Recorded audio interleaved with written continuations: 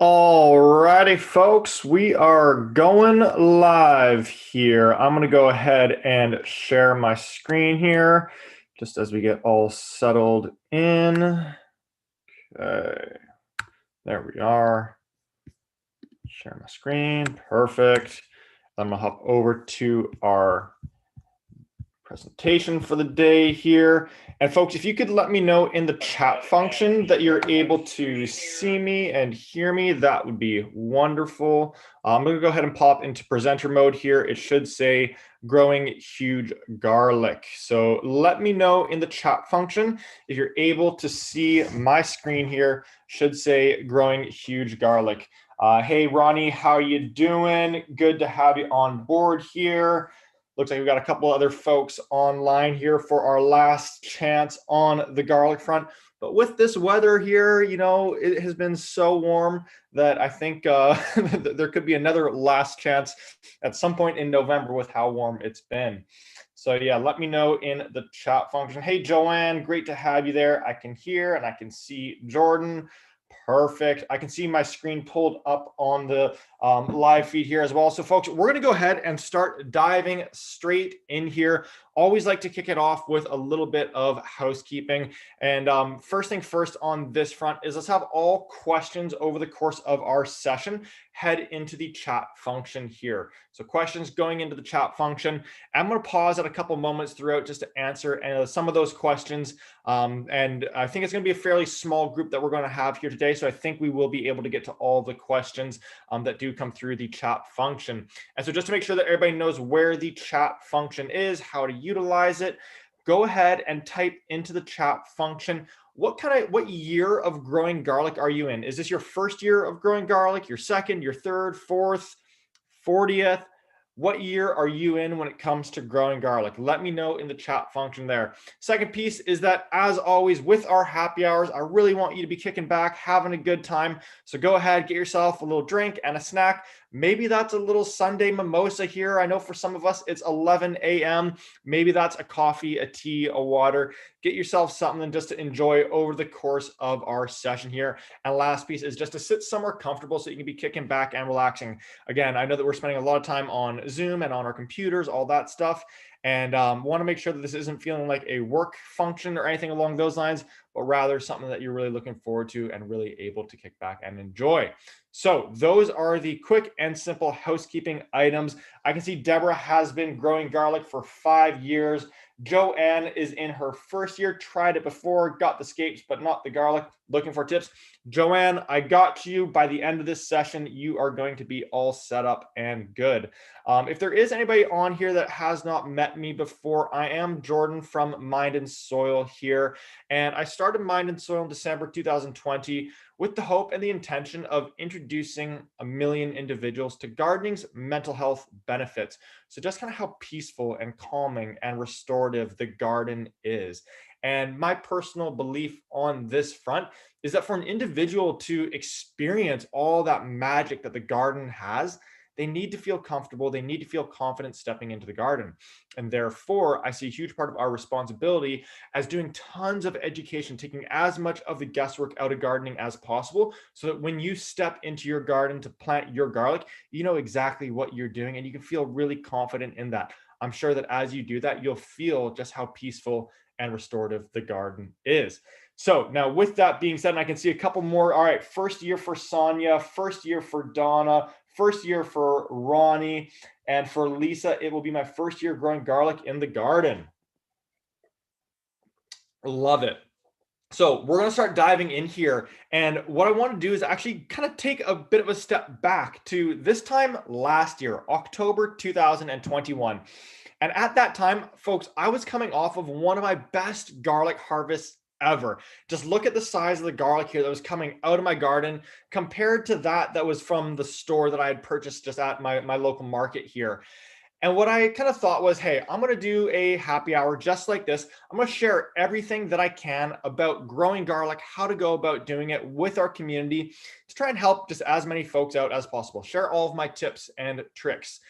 But see, the thing with growing garlic is that we plant it in the fall here, October, November, but then we have to wait until basically like late July this year, early August, with it being a cool spring, to harvest our garlic. So for myself, having led this session at this time last year, it went really well. But then it's kind of like we have to wait and see to see if these tips that I shared with everybody actually ended up being helpful and helped individuals grow amazing garlic. So then when we got to late July, early August, my inbox started to get flooded with all of these pictures from individuals in our community that grew garlic and utilized all the tips that we went through. Kathy with a literal wheelbarrow full of garlic. Mike with a whole bunch of beautiful heads there. Amy with an incredible assortment. And Christina, what she had to share last October, I planted the garlic received from Jordan. A few days ago, I harvested the 13 bulbs, which resulted, I'm so proud of myself, and will replant double the area this fall with the largest cloves. Where I'm from, which is Transylvania, we always braid the garlic and hang it to chase away vampires. This year, there's just one rope, not perfectly braided, as I'm still a beginner, but wait until next year. I actually want to thank you, Jordan, for all that you do. Thank you. So folks, the cool part about this is that these are individuals that were growing garlic for the very first time. And so what I'm really hoping that we accomplish over this session is give you all the knowledge, all the information that you need to grow amazing garlic. But even on top of that is allow you to learn from all of my experiments and mistakes over the course of the year, which we're definitely going to be touching on. And so with that being said, we're going to break things down into 3 key areas. We're going to talk about the fall phase, then we're going to talk about the spring phase and the summer phase of growing garlic. And see, the thing on this front is that we're going to get started with the fall. And folks, what you need to know here is that basically the majority of the work for planting garlic happens right now in the fall. The way that we go about preparing the soil, planting the garlic, all of that has such a huge impact on how well it grows. And then in the spring and the summertime, there's really just 2 or 3 things that we need to do to really give it the best success or best chance of having an amazing, amazing crop. And so what I really encourage you to do is really just kind of focus in for the next 15 to 20 minutes as we talk about the fall, because at the end of those 15 to 20 minutes, you're going to have like 80% of the information. And then we're just going to quickly zip through the spring and summer after that. So with that being said, on the fall front, the very first thing that we need to do is choose our variety of garlic. And so when we think about all the plants that are out there, whether it is beans or tomatoes or basil, there are tons and tons of varieties of each of those plants. And it's no different with garlic. And with garlic specifically, it breaks into 2 primary families, hardneck garlic and softneck garlic. And there's a couple of differences between these, but the one really critical piece of information to have in the back of your mind as you plant your garlic is that hardneck garlic is hardy. It is going to be much better suited for a cool climate versus softneck garlic is not nearly as hardy. It's going to do better in a warmer climate. So if anybody here is growing in kind of like zone 8 and above, down in say California or somewhere a little bit warmer, then you'll probably want to go with a softneck variety. However, if you're in a cooler climate, if you're somewhere across Canada or in the northern portions of the United States, then I really encourage you to go with a hardneck variety. This is going to give it the highest likelihood of surviving the winter, having a really, really high success rate, and ultimately then having a whole bunch of heads of garlic coming out of the garden.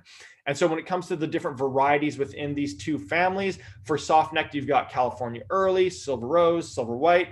And then for our hardneck varieties, Chestnut is a popular one, Majestic is another one. But the crown jewel of hardneck garlics is the red Russian garlic. Folks, this is what I grow exclusively in my backyard here and is such a popular variety all across Canada. They're incredibly hardy, so they're good to about -30 Celsius, which I'm not even sure what that would be in Fahrenheit. So they're going to be able to withstand those really cold winter snaps. The flavor on them is absolutely incredible, super, super good. And the last piece is that they store really, really well. So after growing your garlic and curing it, you're going to be able to store it for 6, 7, 8 months. And if any of those cloves start to turn bad at 6, 7, 8 months from when you harvest it, then all that you need to do is just dry it. And then you can basically like blend that down into a garlic powder with any of those remaining heads. So really, really great from a storage perspective. So red Russian garlic, an amazing one to be going with. It's also what we include in all of our garlic kits there. But again, there are a couple of other varieties on that front. But folks, what's even more important than the actual variety of garlic is the clove size that we plant. Now, keep in mind that just a couple minutes ago, I mentioned I want to share with you the different experiments, the different learnings that I've had to fast track your learnings, to help you get a better crop even earlier than if you're just going at this on your own. And so one experiment that I ran last year was that I planted 15 of my smallest cloves in one straight line. And right beside it, I planted 15 of my largest cloves. And what I was hoping to figure out with this experiment is, does the size of the clove have any difference, a significant difference on how big the end head of garlic is that we harvest? So I planted these 2 rows and every single variable was the exact same. The only difference between these 2 rows of cloves is that one of them were the smallest cloves I had and the other row were the largest cloves of that I had. And so to run this experiment, I then had to wait about 8 or 9 months until it was time to harvest those cloves.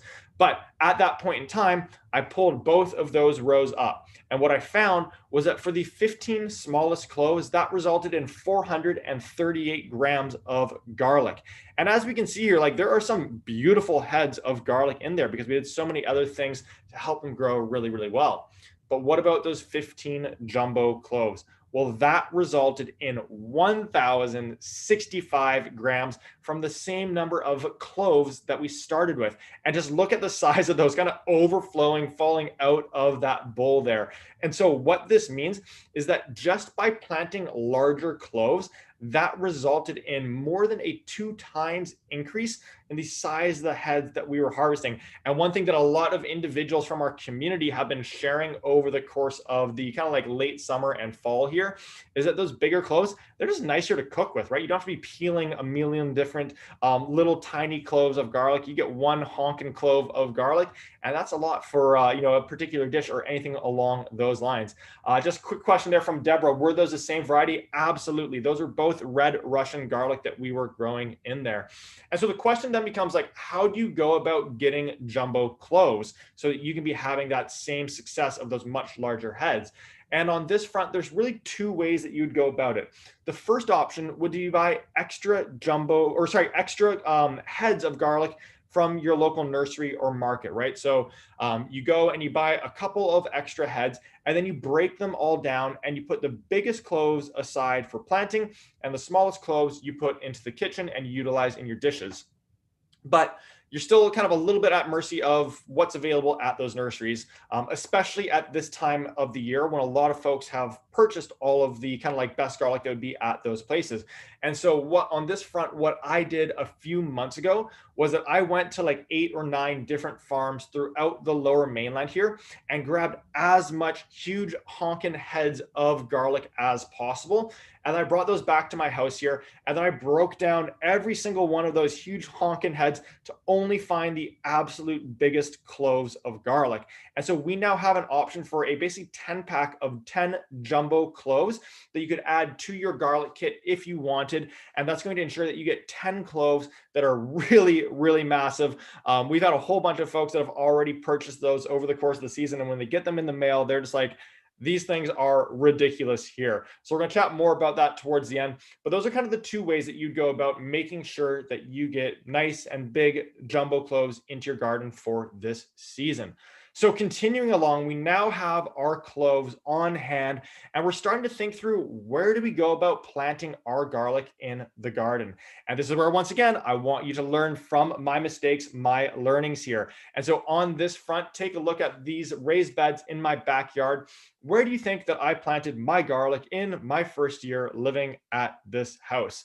Well, the kind of backstory on that was that I purchased the house and then I was inside painting the whole thing.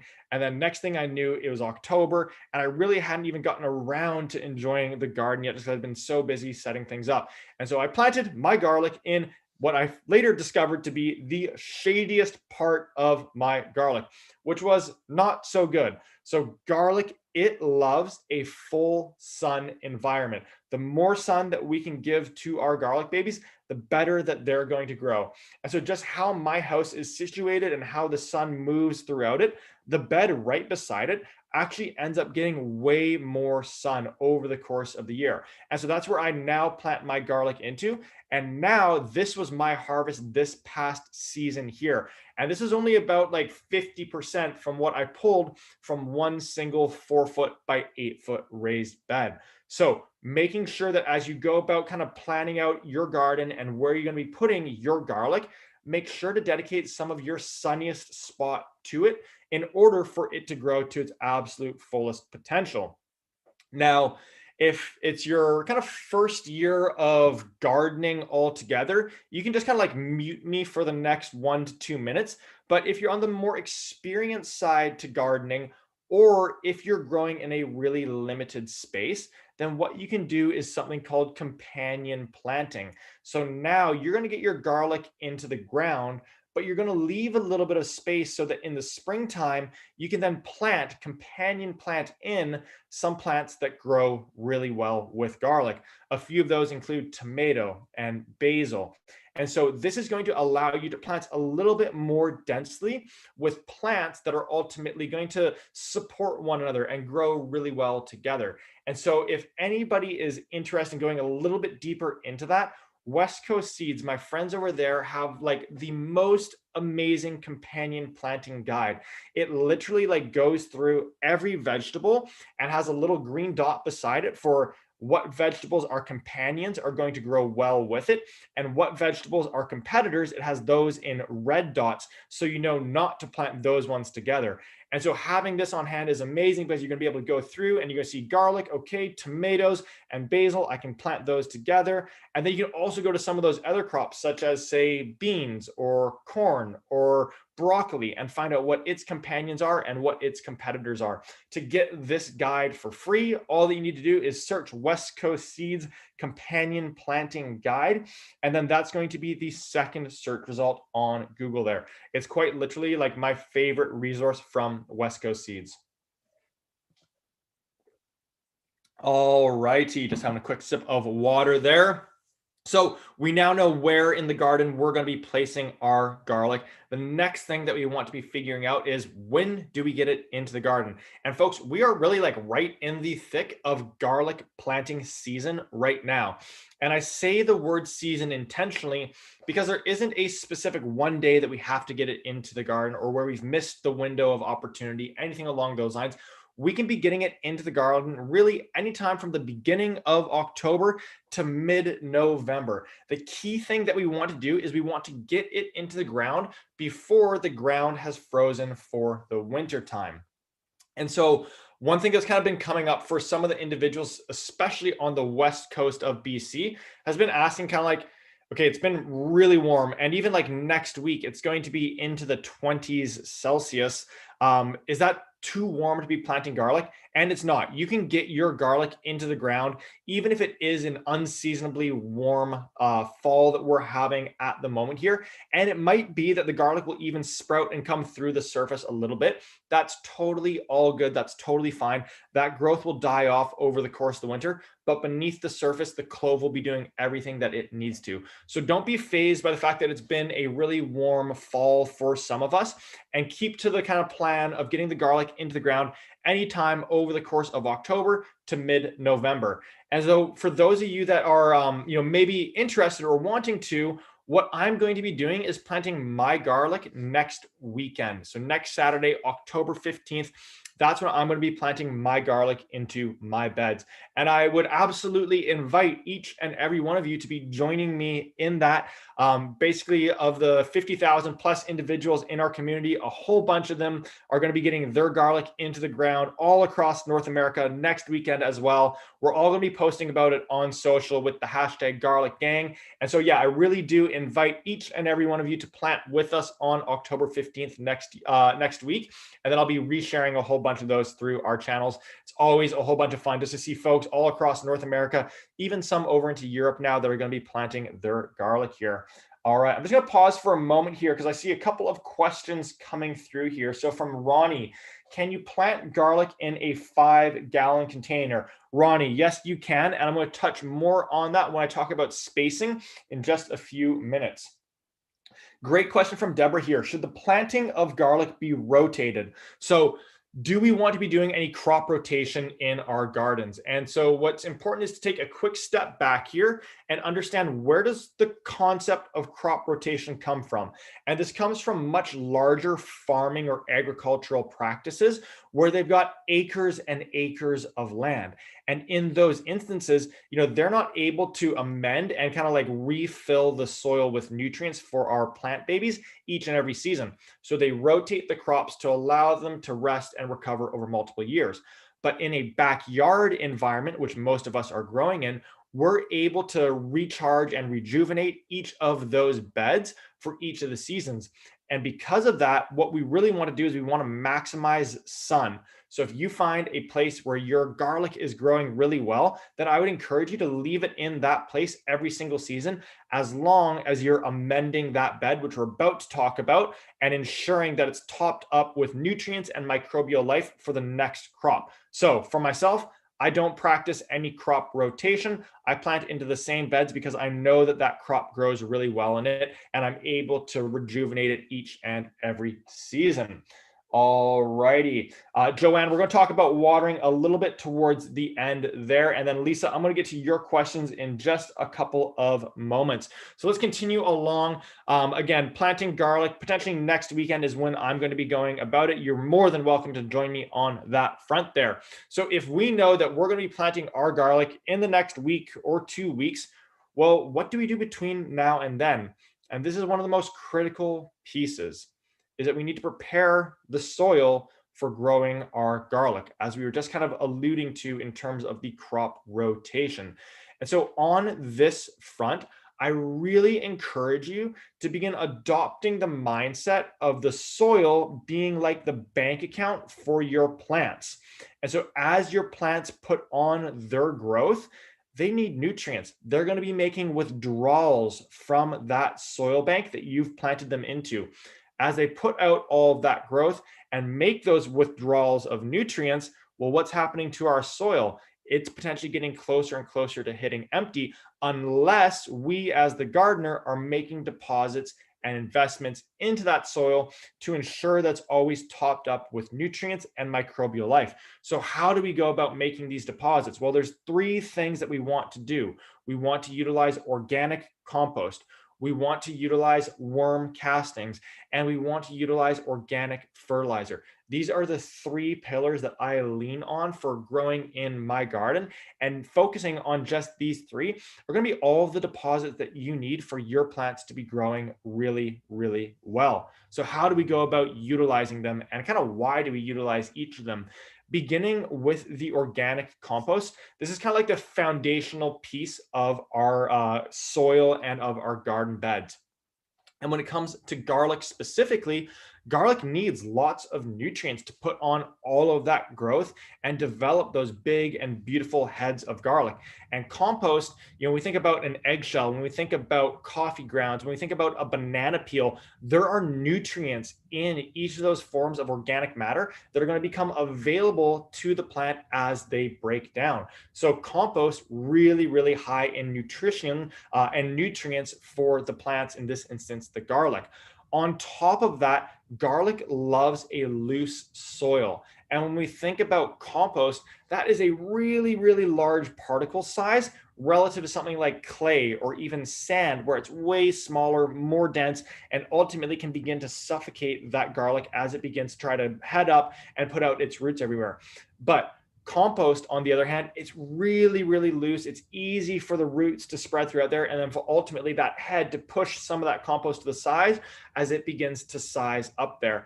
And then the last piece is that the kind of like largest issue that I see from individuals when it comes to growing garlic is that sometimes it rots out. There's too much moisture.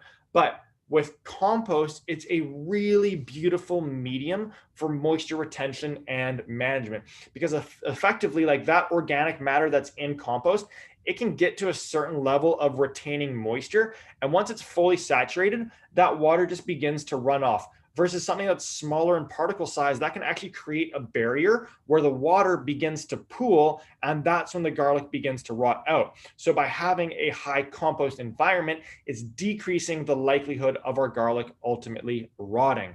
And so what you would want to be doing with any existing or established garden beds that you have is simply adding 1 to 2 inches of compost onto that bed. And if you haven't added this much compost to your beds over the season, then I would encourage you to actually add even more like 4, 5, 6 inches worth. And so as you can see here, I'm just dumping that onto the bed, and then I'm spreading it out and really just creating a nice and even layer 1 to 2 inches in depth. And that is, again, providing a beautiful medium to be planting into, as well as tons of nutrients for our garlic babies. So that bed right there has now really nicely been amended with some organic compost. Now, folks, for any of you that are establishing a garden bed for the very first time in the fall here for your garlic babies, or if you're planning on establishing any garden beds into the future, well, I got something super, super fun for you. So I have been doing a huge soil experiment. I literally set up 3 brand new raised beds, and they're all 3 foot and 8 foot by width and length. And the only difference between them is that each of them has a different soil in it. So this bed on the far left is 100% compost. This is like my no dig, no till environment. This middle bed here, it's 75% compost and 25% vermiculite. That's just a personal blend that I came up with, that I've been growing in for a couple of years, and that I really enjoyed. And I wanted to see how it performs side by side. And the third bed here, I took about 6 inches of compost, and then I rototilled that into the native soil in my backyard to create more of an in-ground environment utilizing compost and the in-ground soil that was there. And then what I did was I planted the exact same crop into each of the beds. We can see we got basil in the front of the 3 beds, radishes next, potatoes after that. And at the very back, we had tomatoes. And I've been tracking these plants all through the season and gotten some really, really amazing results for what soils are essentially working best.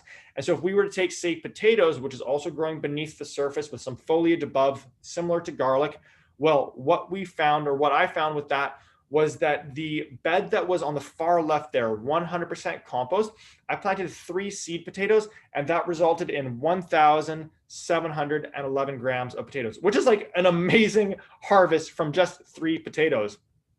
On the other side, the bed that was about 50% compost, 50% native soil, that was up to 2,456 grams coming from just 3 seed potatoes. And that bed right in the middle, 75% compost, 25% vermiculite, 3,167 grams, more than a kilogram of harvest per seed potato that I planted.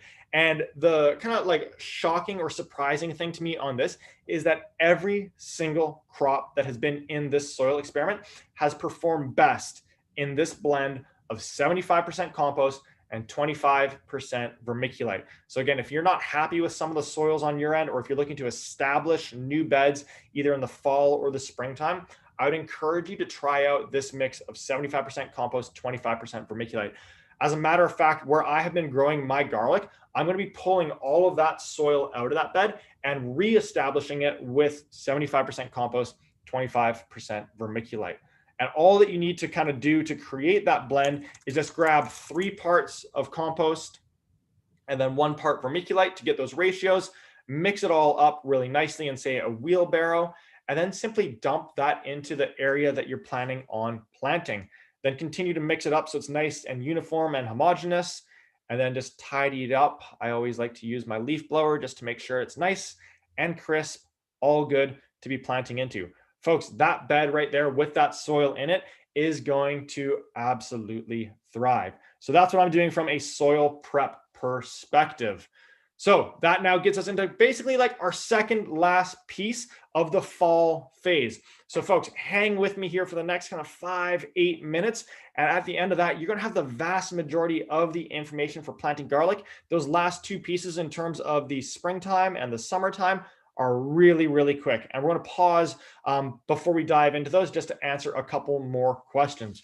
So spacing and depth. What's the spacing that we go with when it comes to planting garlic?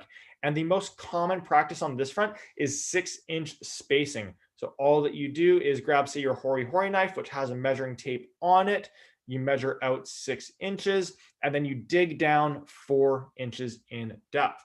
And you basically do that for the entirety of a row. And then you start to go lengthwise. Again, 6 inches up, 4 inches down, creating a nice hole where we're going to ultimately plant our garlic into. So that is the standard or traditional approach to spacing. But folks, if there's one thing that you might have learned about me at this point, it's that I love a little experiment. And so this past year, what I did was I planted a portion of my bed at 6-inch spacing, what I just showed you. And what that means is that for a 4-foot by 8-foot raised bed, you can plant 78 cloves of garlic. But there is another way that you could potentially go about spacing your garlic. And this is called 6-inch off-centered spacing.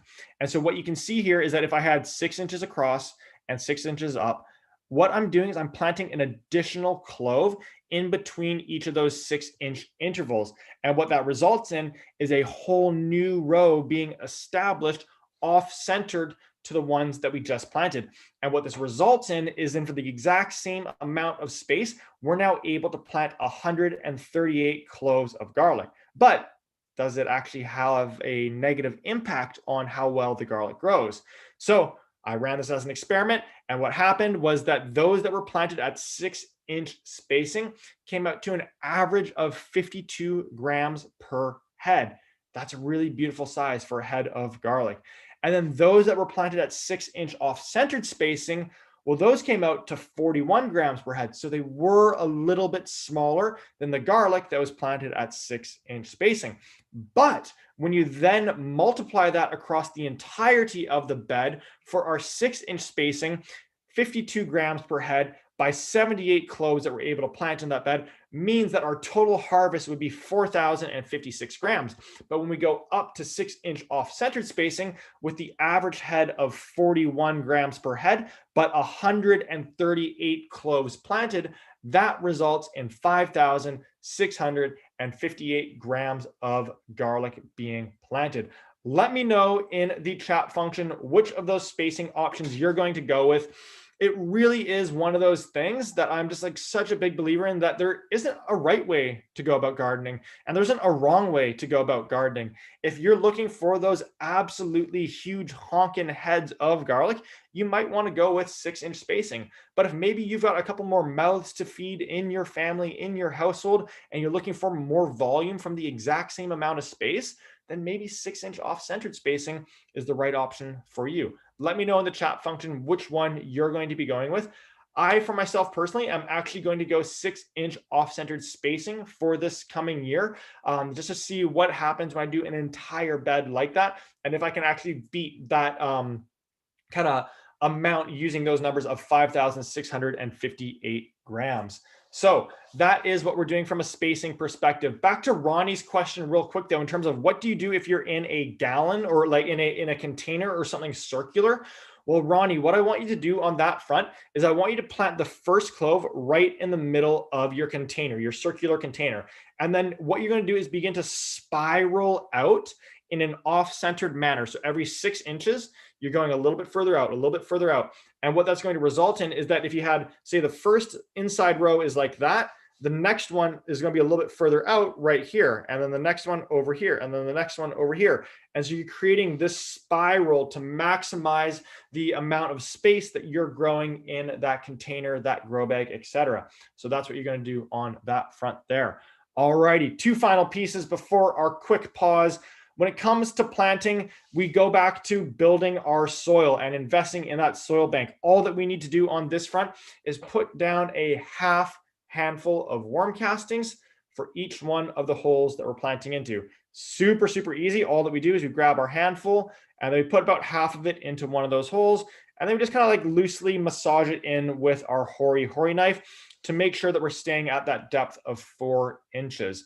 And so what's actually happening here Well, keep in mind that we have compost in that bed now. Compost is organic matter that, as it breaks down and gets broken down, is going to become nutrients available for the plant. So how does that compost break down? There's two ways. One is just mechanical. Over time, that compost is going to break down. But what also happens is that there's tons of microbes and bacteria that can break that down more quickly. And worm castings, basically what happens when a worm eats some organic matter, it gets coated in its digestive tract with all these enzymes, all this bacteria that ends up being incredibly beneficial for plants and ultimately increases the amount of microbial life where we're planting. So all those microbes, they're now in there and they're going to begin breaking down all of that compost in there, freeing up even more nutrients for the plants. So the worm castings, there is some nutritional value there, but the bigger thing is the microbial life and the biology that it introduces to your bed. So we get our worm castings into those holes. And folks, that means that these holes are all set and ready to be planted into. And so on that front, all that we do is we grab our cloves of garlic, those big honking cloves, and we just pop them into each of the holes. And you're going to do this with the flat end facing down and the pointy end facing up. I'm just going to show you with an actual clove here real quick so you can see it a little bit closer.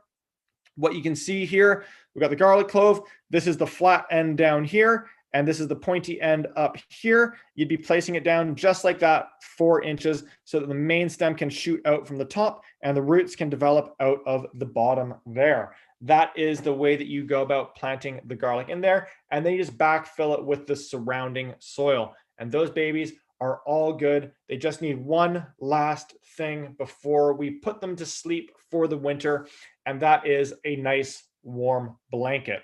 And so what we're going to do is we're going to give them a mulch. And this could be either a straw mulch, or for myself personally, I love utilizing leaves as a mulch. They're a nice free resource this time of year. And all that you're going to do is put down about 3 to 4 inches over top of the entire area that you planted. So as we can see here, this bed is really nicely now tucked in for the winter time. And those leaves, they're going to create even just a little bit more insulation from those really cold winter temperatures. And that's going to, one, protect the garlic itself, but two, it's going to keep the microbes warmer a little bit longer so that they can continue to work away in the soil. And if you did want, one additional thing that you could do here is just throw some landscape fabric over top and then weight it down with a couple of rocks on all of the ends.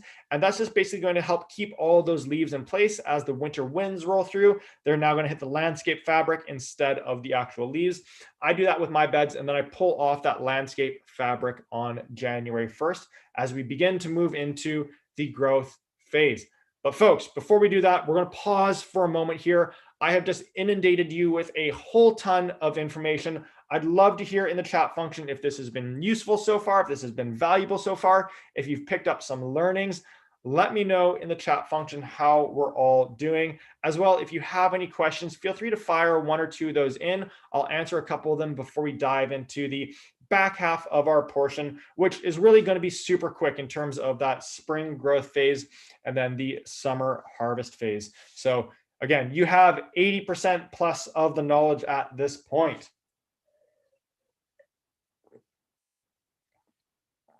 All righty.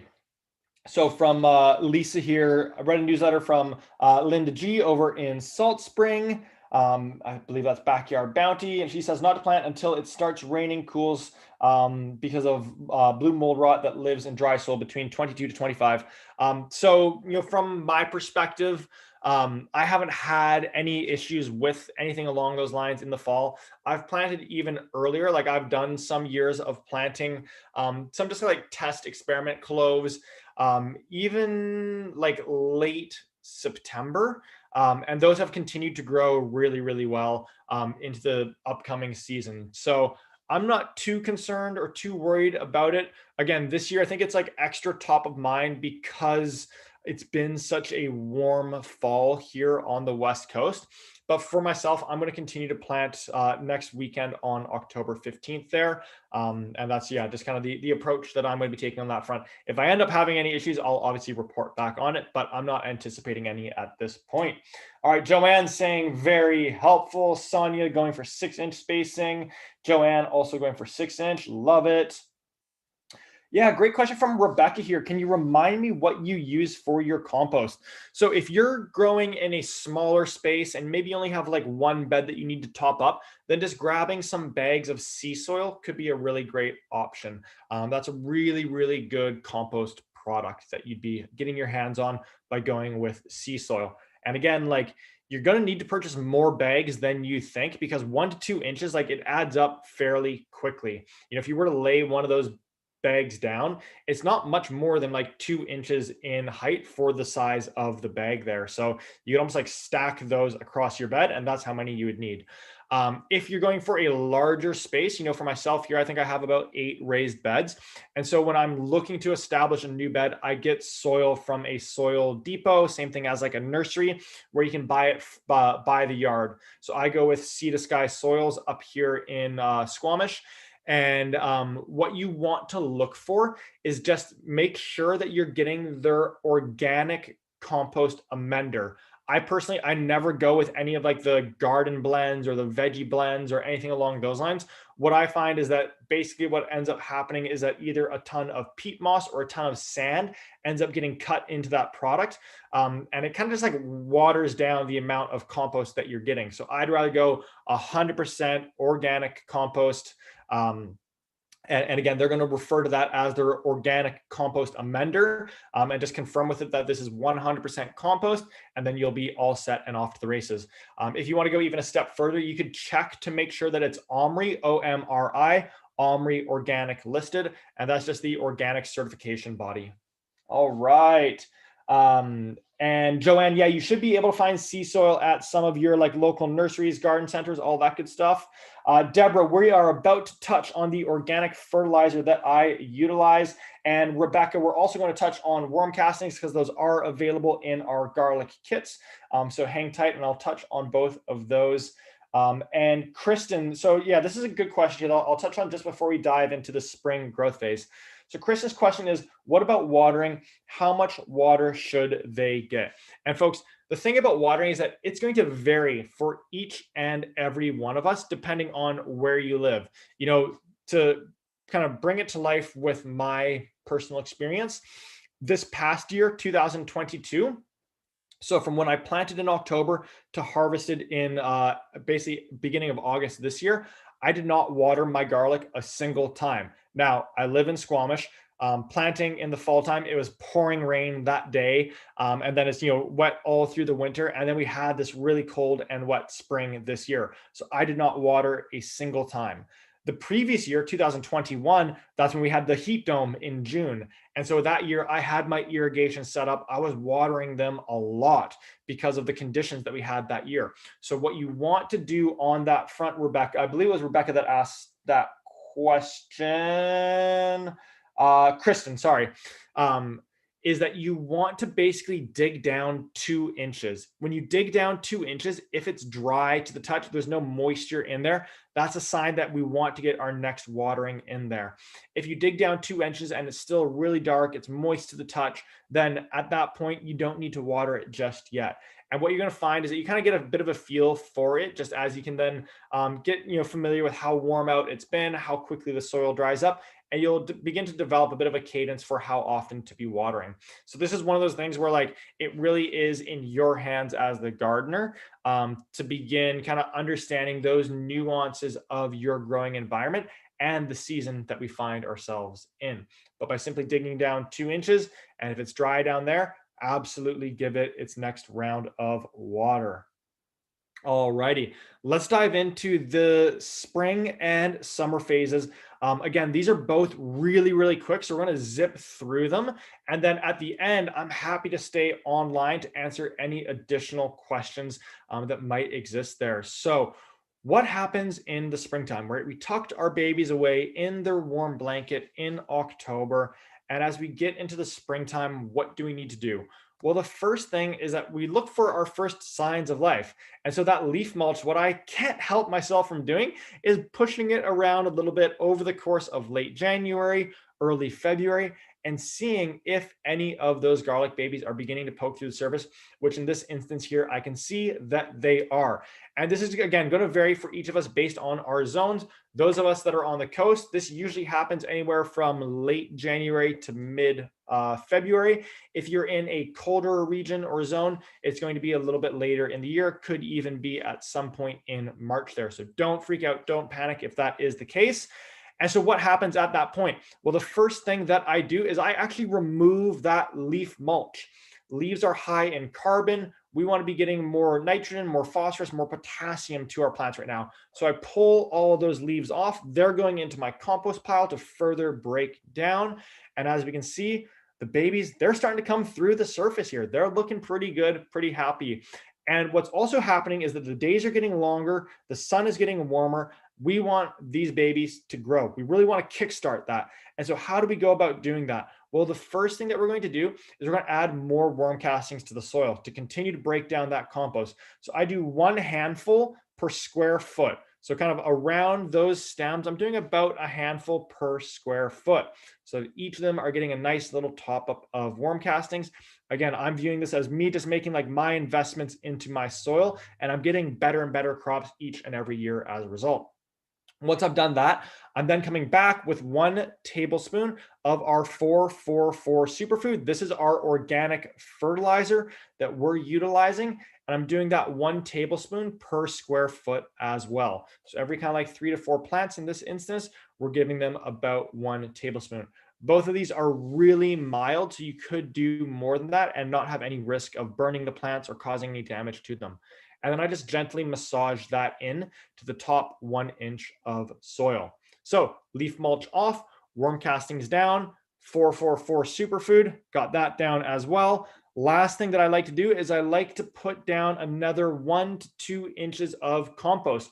And think of this as that mulch. So what we're doing is we're basically putting down compost, which is going to serve as both insulation or a mulch for our garlic babies, but also now be adding nutrients into the soil. So this is ensuring that they're going to be nice and warm, but also that they've got all the nutrients that they need in order to go into their growth period.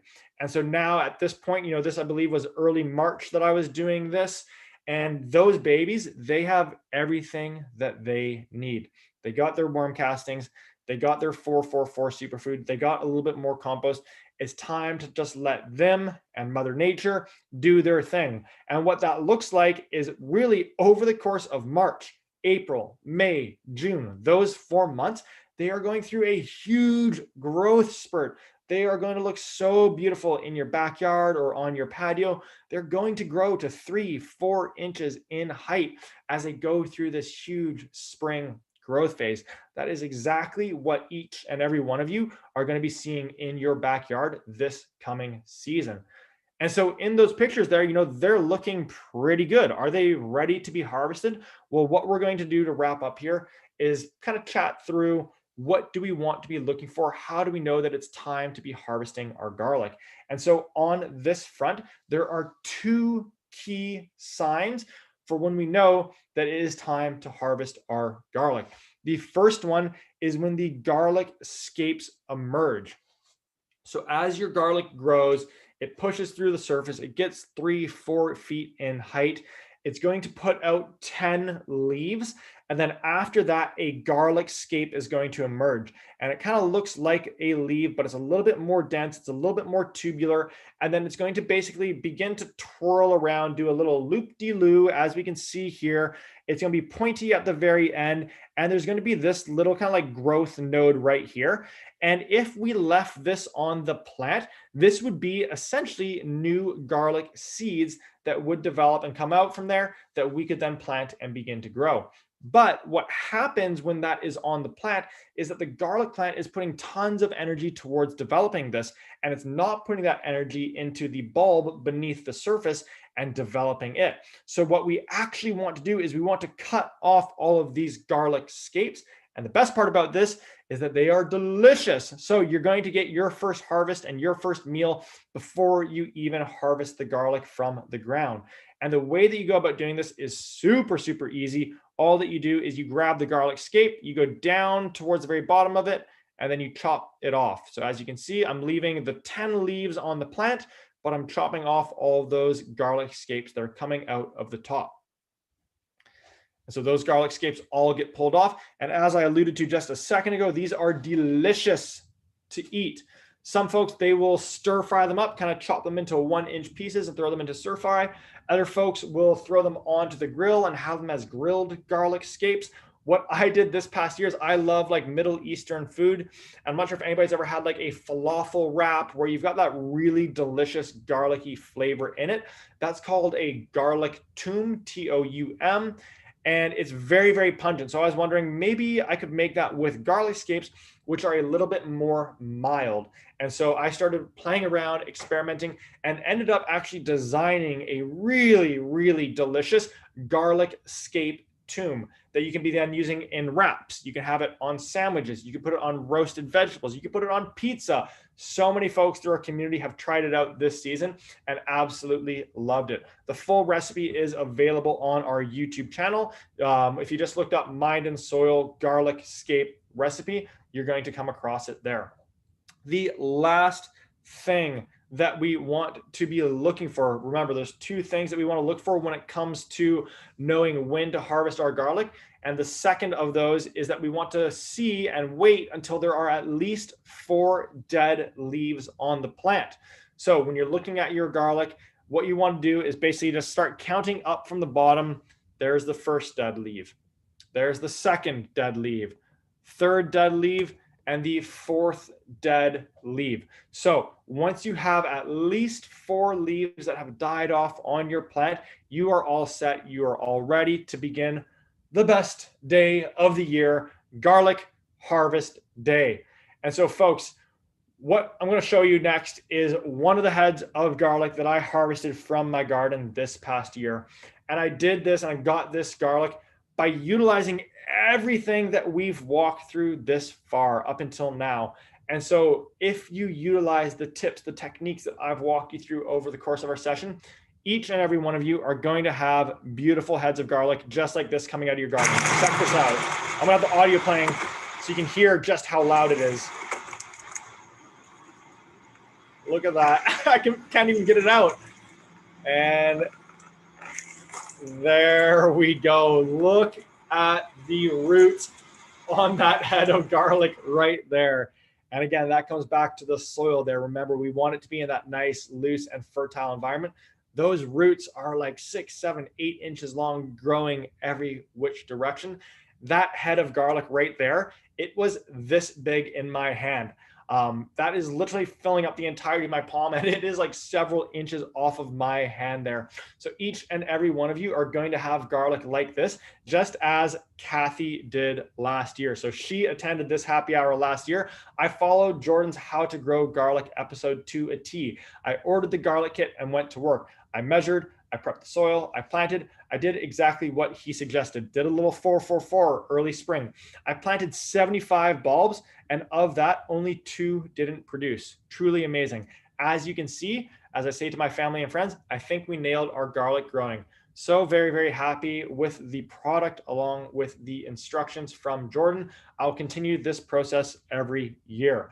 So folks, you have all of the information, all the knowledge that you need to grow amazing garlic. The other side is, of course, finding your garlic cloves, finding your worm castings, your compost, your organic fertilizer. And so on that front, if any of you want to just not have to worry about driving to multiple nurseries to find it, to then source the garlic cloves, and to save all of that time, then you can grab one of our garlic kits. This comes with 2 bags of our worm castings, 1 bag of our 4-4-4 superfood, and 3 heads of red Russian garlic that I've handpicked myself from different farms. And on top of that is that, like, as you go through the season, I've got videos for you every single step of the way, so that in, say, March, you're like, wait, how do I go about feeding my garlic again and prepping it for this growth phase? You're going to have an email in your inbox with that video guide for exactly how to go about doing that. So we can get these to each and every one of you across Canada. And what we are going to do is we actually are going to pay for the shipping on these for the last 11 that we have in inventory here. So I think we've sold about like 280 of them, somewhere in and around there. And we've got 11 left in my garage here. And anywhere across Canada, we are going to pay for the shipping on these. So if you want to get your hands on one of these, and if you want to add on to it, either the jumbo cloves, there's also 11 sets of 10 jumbo cloves remaining, or the Hori Hori knife, which was the tool you saw me utilizing when it came to mixing up the compost and vermiculite, when it came to measuring out the spacing because it has a measuring tape on it, when it came to planting the garlic, spreading the organic fertilizer. That is hands down the tool that I always am utilizing in the garden. You can buy both of those as add-ons as well. And to do all that you need to do is right below the video of me here, there is a little link that is going to take you over to our website. And that's going to take you right to the garlic kits there. And all that you need to do is basically add which one of those garlic kits that you want, either with the jumbo cloves added on or with the Hori Hori knife added on, and then just add the free shipping code last chance. And that's going to give you free shipping on your order. And folks, again, this is something where like, I don't want anybody having any stress or overwhelm in the garden. The garden should be a place where it's peaceful, it's joy, it's rejuvenating, it's recharging. Again, that's the connection that I have for gardening. So because of that, I do offer a 100% money back guarantee on everything that we do so that you don't have to have any stress about it whatsoever. So kind of know that as you go through anything on your end. If you have any questions on how to place your order, let me know. But other than that, folks, that's everything that I wanted to cover off on. So what I wanted to do was basically just open up the Q&A for any remaining questions that anybody would have. Go ahead and fire any questions that you have into the chat function here. All righty. Thank you so much, Rebecca, for those words. I absolutely love doing as many experiments as possible. It is a ton of work to set the experiments up. You know, this presentation that we went through today literally has been like 11 months in the making, from designing those experiments in October of last year, running all of them, and then and capturing and filming all of them all along the way as well, and then compiling it all into this deck over the course of August and September there. So really, really appreciate that. All right. Yeah, Lisa, give the Garlic Scape Tomb a try. Once you do try it, let me know by commenting on that video. I can't wait to hear. Okay, from Phyllis. Yes, this replay is live on our YouTube channel. So just go ahead and subscribe to our YouTube channel and you'll be able to watch the replay at any time.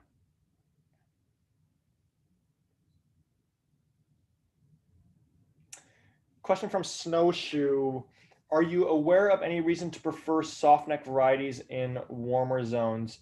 So softneck varieties, they do grow better in warmer zones. I'm not sure if you know, or if maybe you mixed the words up there and we're asking about growing hardneck varieties in warmer zones. For myself, I don't know of any specific reason why you'd go for anything different than just because the hardnecks grow better in cooler climates and the soft necks grow better in the warmer climates. I am a little bit curious to play around with growing some soft neck variety this year. So we'll see if maybe I'll get a little experiment going on that front there. Kristen, we aren't able to ship to the US just yet because it is an agricultural product and I'm located here in Canada. So unfortunately, we aren't able to do the free shipping or shipping of the worm castings to the US just yet, but it is something that is most certainly on my mind and coming up more and more often. So as soon as we are able to, I'll certainly let you know there. Question from Joanne, what about drying? So great question. Didn't want to cover that in the kind of like meat and potatoes of the session here. But once you harvest your garlic, so the big, wonderful garlic harvesting day, we pull it all out of the ground. What do we do from there? Well, you don't really need to do anything right that moment. You just need to get it into somewhere that is nice and dry, such as a garage. And then what you're going to do is you're just going to allow it to basically dry for 14 days. You could either leave it on some newspaper or on some like chicken wire so it has some airflow all around it. Probably the best thing to do is to hang it upside down. So if you just kind of like bundled a few of them together and then hooked it onto something so that they can just air hang and dry while hanging, that's probably the best approach on that front. And then after 14 days, you're going to cut that neck off about 1 to 2 inches from the head. Here, let me show you right here. So you're going to leave about 1 to 2 inches of the neck on, but you're going to chop the rest of it off right there. And that is basically just ensuring that like no bacteria or mold is getting down to the clothes, but rather they're protected. And then you can also tidy up the roots by just chopping all of those off as well. And again, you do that 14 days after harvesting. Phyllis, you're on our YouTube channel right now. So there's a little button right below the video that says Mindful Gardening with Mind and Soil, and then subscribe. I'd encourage you to hit the subscribe button there. That way you're notified when we have new videos coming out, all that good stuff. We're going to have one in just a few hours, all on planting garlic coming out. So kind of the first portion of today's video distilled into a nice short 9-minute video. But I think that we've gotten to all of the questions there. If there are any other questions, all that you need to do is just leave those as a comment on any one of the YouTube videos that we have, and you're going to get a response from me within 24 hours. So just because we're wrapping up right now, don't feel like you're never going to hear from me again. We can be in touch all over the place and plenty of times over the course of the season here. Again, any questions that you have over the course of the fall here or into next season, just leave them as a comment on any one of our YouTube videos and you'll get a response from me within 24 hours. Folks, that's all for today here. Thank you all so much for the amazing questions, all the great engagement all throughout here, and can't wait to be growing with you all through the season. Talk to you all later and have a great rest of your day.